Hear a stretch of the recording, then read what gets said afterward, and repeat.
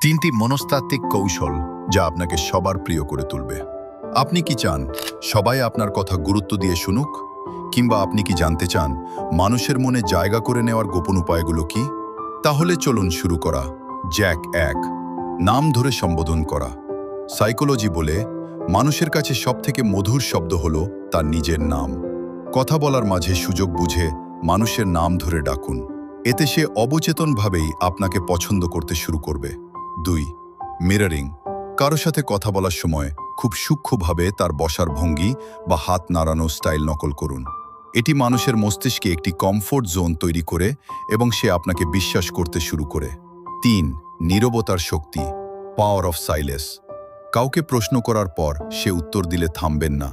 3 second চুপ করে তার চোখের দিকে তাকিয়ে থাকুন।